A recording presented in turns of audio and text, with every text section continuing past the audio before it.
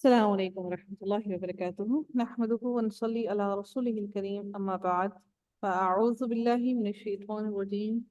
بسم الله الرحمن الرحيم. رب اشرح لي صدري ويسر لي أمري واحلل عقدة من لساني يفقهوا قولي. ربنا زدنا علما، اللهم فقهنا في الدين، آمين يا رب العالمين. اچھا جی، آغاز کرتے ہیں ہم لوگ رکوع نمبر 5 کا، اور آیت نمبر 145 ہے، اور اس کی تفسیر کو ہم لوگ دیکھتے ہیں کہ اللہ رب العزت کیا ارشاد فرماتے ہیں اس آیت کے اندر۔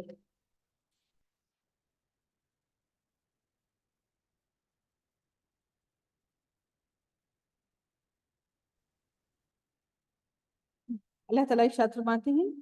قُلْ لَا أَجِدُ فِي مَا أُوحِيَ إِلَيَّ مُحَرَّمًا۔ نبی کریم صلی اللہ علیہ وآلہ وسلم کو اللہ تعالیٰ نے نبی کریم صلی اللہ علیہ وآلہ وسلم نے جب بھی کوئی بات کی تو انہوں نے اللہ تعالیٰ نے ہی ان کو کہا کہ آپ آ کے یہ بات کہہ دیجئے۔ انہوں نے اپنے کوئی الفاظ کبھی بھی نہیں کہے۔ ہر سوال کا جواب انہوں نے اللہ کی رضا کے ساتھ، ان کے الفاظ کے ساتھ دیا۔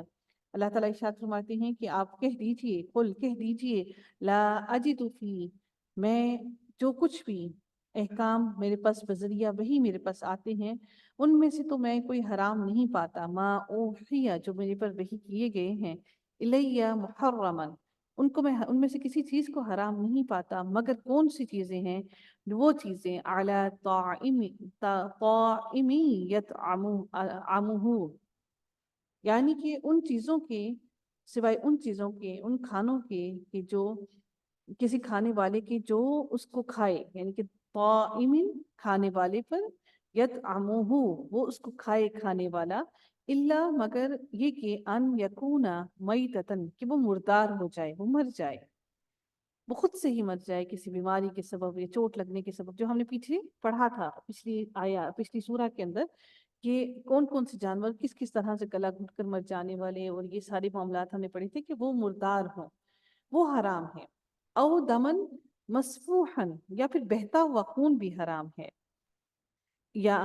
او لحم خنزیر، یا پھر خنزیر کا گوشت، سور کا گوشت بھی حرام ہے۔ فَإِنَّهُ رِجْسٌ، اللہ تعالیٰ ارشاد فرماتے ہیں کہ انہیں کہہ دیجئے کہ یہ ساری کی ساری ناپاکیاں ہیں، رجس ہیں، ناپاکیاں ہیں، او فسقن، اور یا پھر یہ فسق ہیں، اللہ تعالیٰ کی نافرمانیاں ہیں، اور وہ بھی ساری چیزیں اُحِلَّ لِغَيْرِ اللَّهِ بِهِ، اور وہ ساری کے سارا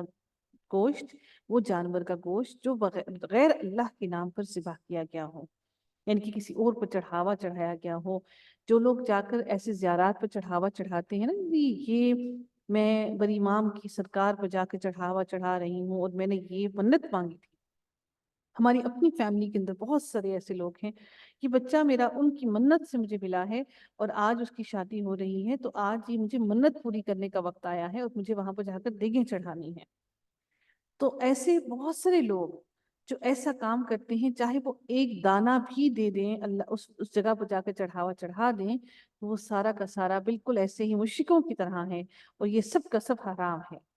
اللہ تعالیٰ آگے ارشاد فرماتے ہیں فَمَنِ اضْطُرَّ غَيْرَ بَاغٍ وَلَا عَادٍ، لیکن اس پر کوئی ضرر نہیں ہے، اس شخص پر جو کہ مجبور کر دیا گیا ہو کھانے کے لیے، کہ اس کو زبردستی، اگر وہ کسی کے کسٹڈی میں آ جائے، کوئی اس کو گرفتار کر لے اور پھر اس کو کوئی حرام چیز کھلائے،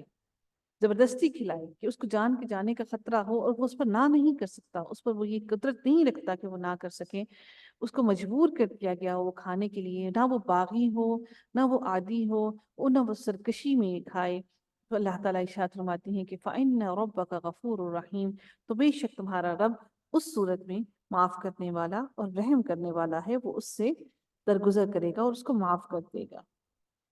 اب یہاں پر حرام چیزوں کے بارے میں بیان کر دیا گیا کہ یہ 4 چیزیں ہیں، لیکن صرف اس سے مراد یہ ہرگز نہیں ہے کہ صرف یہ 4 چیزیں ہی حرام ہیں، بلکہ اس کے علاوہ بھی یہ ان حرام چیزوں میں سے یہ بھی شامل ہیں۔ اب کوئی اگر یہ کہے کہ بس یہی 4 حرام چیزیں ہیں، ایسا ہرگز نہیں ہے، بلکہ وہ بھی پچھلی چیزیں بھی حرام ہیں۔ اب نبی کریم صلی اللہ علیہ وآلہ وسلم نے پرندوں اور درندوں کے بارے میں 2 اصول بیان فرمائے، ایک یہ کہ کون کون سے حرام ہیں، اور انہوں نے یہ فرمایا کہ ایسے جانوروں پر، یہ تو ہم جانتے ہیں کہ جو اللہ کے علاوہ جن پر کسی کا نام لیا جائے وہ سارے کے سارے حرام ہیں، اور اور نبی اکرم صلی اللہ علیہ وسلم یہ بھی فرماتے ہیں کہ ان سے اللہ کا تقرب نہیں ہوتا، وہ اللہ کو کا تقرب حاصل کرنے کے لیے ان کو ذبح نہیں کرتے ہیں، بلکہ وہ غیر اللہ کو کا تقرب حاصل کرنے کے لیے وہ اس کو ذبح کرتے ہیں، غیر اللہ کو خوش کرنے کے لیے وہ ذبح کرتے ہیں۔ تو یہ سارے کے سارے کام فسق ہیں، گناہ ہیں، اور یہ ساری کی ساری چیزیں معاف نہیں ہوں گی، اور یہ سارا کا سارا مال بالکل ایسے ہی ہے جیسا کہ ہم آستانوں پر، جیسا کہ ہم بتوں پر چڑھاتے ہیں، کیونکہ جو مر گئے قبروں کے اندر وہ زندہ نہیں ہیں، وہ بالکل بتوں کی طرح ہیں، بے جان ہیں، ہم ان کو کچھ بھی نہیں دے سکتے، نہ وہ ہماری کسی چیز پر قدرت رکھتے ہیں، نہ وہ ہمیں جواب دے سکتے ہیں۔ تو اللہ تعالیٰ اگلی آیت میں مزید الیبوریٹ کر رہے ہیں اب حرمت کی چیزوں کو، حرام چیزوں کو، کہ حرام کیا ہیں چیزیں۔ وَعَلَى الَّذِينَ هَادُوا حَرَّمْنَا كُلَّ ذِي ظُفُرٍ، اور یہود پر ہم نے تمام ناخن والے جانور حرام کر دیے، تمام کے تمام ناخن والے جانور ان پر اللہ تعالیٰ نے حرام کر دیے تھے۔ وَمِنَ الْبَقَرِ وَالْغَنَمِ، اور اللہ تعالیٰ نے ان پر گائے اور بکری میں سے ان دونوں کی چربیاں ان پر اللہ تعالیٰ نے حرام کر دی تھیں۔ حرمنا علیہم شحومہما، ان پر یہ گائے اور بکریوں کی چربیاں حرام کر دیں۔ در حقیقت اس وقت گھی اور تیل نہیں ہوتا تھا، اور انہی کی چربیوں سے وہ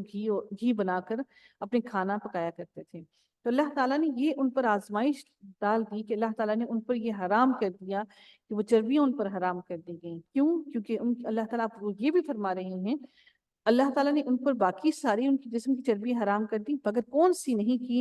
الا ما حملت ظہورہما او الحوایا او مختلط بعظم، مگر وہ جو ان کی پشت پر یا انتڑیوں میں لگی ہو، یا جو ہڈی سے ملی ہوئی ہو،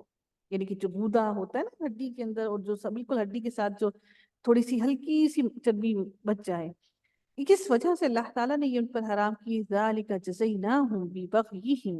وَإِنَّا لَصَادِقُونَ، یہ اس وجہ سے اللہ تعالیٰ نے ان کو یہ جزا دی، اس وجہ سے کیونکہ وہ بغاوت کرتے تھے اللہ تعالیٰ کی، اور اللہ تعالیٰ فرماتے ہیں کہ اور ہم ہی یقیناً سچے ہیں،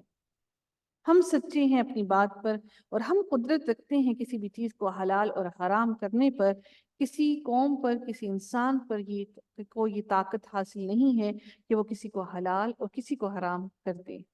کیونکہ یہودیوں نے کہا تھا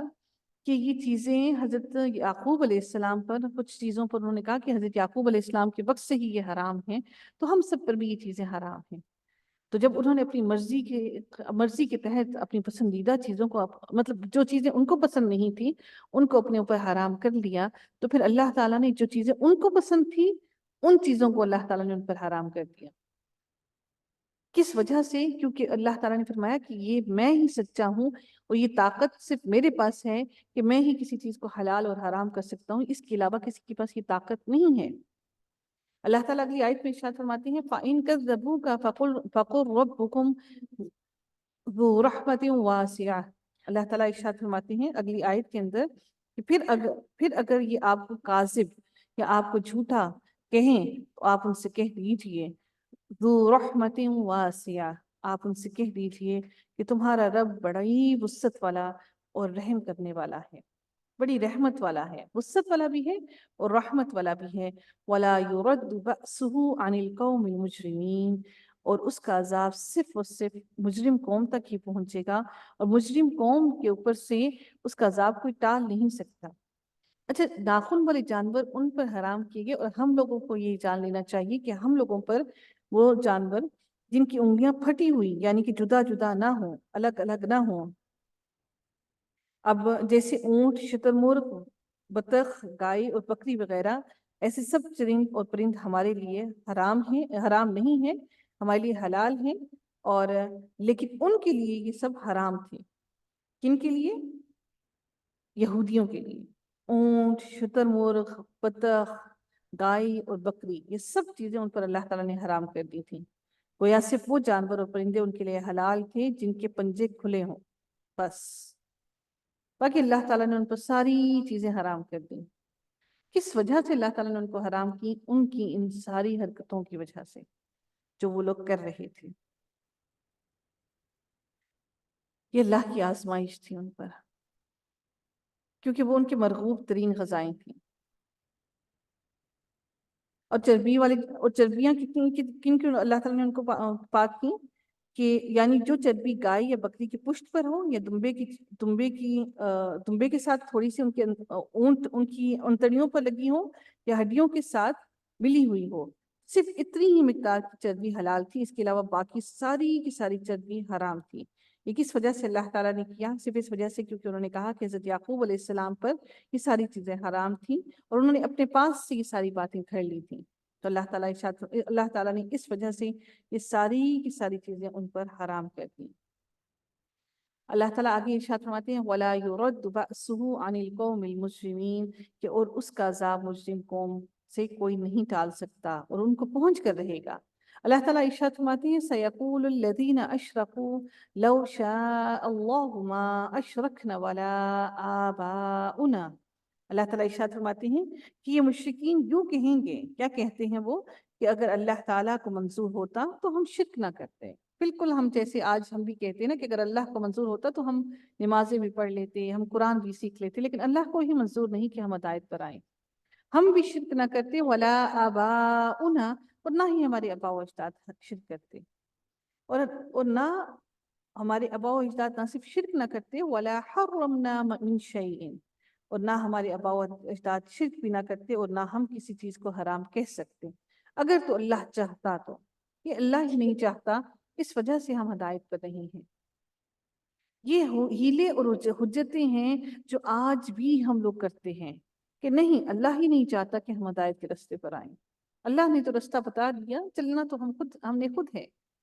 كَذَلِكَ كَذَّبَ الَّذِينَ مِن قَبْلِهِمْ اللہ تعالیٰ ارشاد فرماتے ہیں کہ اسی طرح جو لوگ ان سے پہلے گزر چکے ہیں انہوں نے بھی ایسے ہی جھٹلایا، ایسی ہی تکذیب کی، یہاں تک کہ انہوں نے ہمارے عذاب کا مزہ چکھ لیا. حَتَّى ذَاقُوا چکھ لیا بَأْسُنَا ہمارے عذاب کا مزہ. قُلْ هَلْ عِنْدَكُمْ مِنْ عِلْمٍ فَتَخْرِجُوهُ لَنَا اللہ تعالیٰ ارشاد فرماتے ہیں کہ آپ کہیے کہ کیا تمہارے پاس کوئی دلیل ہے تو اس کو ہمارے سامنے لے کر آؤ. فَتُخْرِجُوا لے کر آؤ، اس کو نکالو، اس دلیل کو.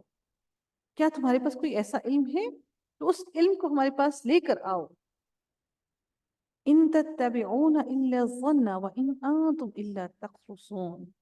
تم سوائے محض خیالی باتوں پر چلنے کے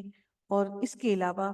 ایسی باتوں پر جو گمان کی باتیں ہیں جن کا حق اور سچ سے کوئی تعلق نہیں ہے، اس کے علاوہ کچھ نہیں، صرف اور صرف خوابی خیالی باتیں. کیونکہ دین خوابی اور خیالی نہیں ہوتا. دین پر ہمارا ہر عمل اور ہماری زندگی کا ہر لمحہ اس پر انحصار کرتا ہے، ڈپینڈ کرتا ہے. تو یہ جو چیزیں انہوں نے اپنے پاس سے خود سے ہی حرام کر لی، گھڑ لی. تو اللہ تعالیٰ کہتے ہیں اگر تمہارے پاس یہ چیزیں حرام تھیں تو تمہاری کتاب میں کہیں نہ کہیں تو موجود ہوتی نا، تم لے کر تو آؤ. تمہارے پاس یہ بھی لکھا ہوا موجود ہوتا کہ اگر اللہ چاہتا تو تمہیں وہ یہ سارے کاموں سے، حرام کاموں سے روک دیتا. لیکن یہ ساری باتیں اللہ نے تو تمہیں بتا دیا یہ سب حرام کام ہیں، پھر تم کیوں نہ رکے؟ اللہ تعالیٰ نے تمہیں، کیونکہ تم سرکشی میں بہت بڑھ گئے، اس لیے اللہ تعالیٰ نے تمہارے دلوں کو بھی بند کر دیا. اللہ رب العزت اگلی آیت میں ارشاد فرماتے ہیں قُلْ فَلِلَّهِ الْحُجَّةُ الْبَالِغَةُ اللہ تعالیٰ ارشاد فرماتے ہیں کہ آپ کہیے کہ بس پوری کی پوری، ساری کی ساری حجت اللہ ہی کی ہے.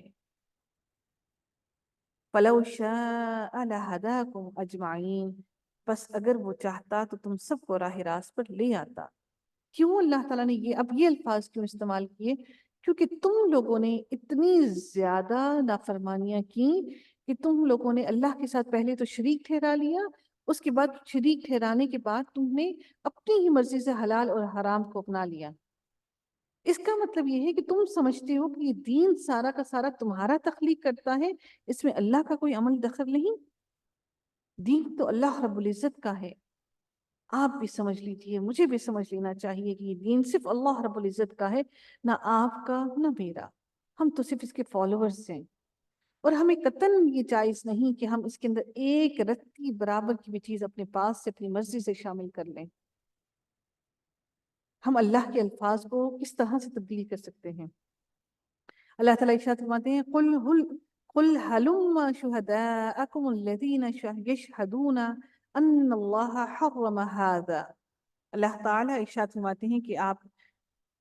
کہیے کہ اپنے گواہوں کو لاؤ جو اس بات پر شہادت دیں کہ اللہ نے ان چیزوں کو حرام کر دیا، ان اللہ حرم هذا، اللہ تعالیٰ نے ان چیزوں کو حرام کر دیا، فَإِن شَاهِدُوا فَلَا تَشْهَدْ مَعَهُمْ، اللہ تعالیٰ پھر نبی کریم صلی اللہ علیہ وآلہ وسلم کو کہتے ہیں پھر اگر وہ گواہی دے دیں تو آپ اس کی شہادت نہ دیجیے گا، کہ اگر وہ یہ گواہی دے دیں، لے آئیں کہ ہاں ہمیں اللہ تعالیٰ نے یہ چیزیں ہم پر حرام کی تھی، ہماری کتابوں میں موجود ہیں، تو اگر وہ گواہی دے دیں تو اللہ تعالیٰ پہلے ہی کہہ رہے ہیں نبی کریم صلی اللہ علیہ وسلم کو کہ آپ ان کی گواہی کے ساتھ نہ جڑیے گا۔ وَلَا تَتَّبِعْ أَهْوَاءَ الَّذِينَ كَذَّبُوا بِآيَاتِنَا، اور اللہ تعالیٰ پھر نبی کریم صلی اللہ علیہ وآلہ وسلم کو وارن کر رہے ہیں کہ آپ ایسے لوگوں کی باطل خیالات کو، ان کی باطل باتوں کو کی اتباع مت کیجیے گا۔ وَلَا تَتَّبِعْ أَهْوَاءَ، ان کی خواہشات کی پیروی مت کیجیے گا،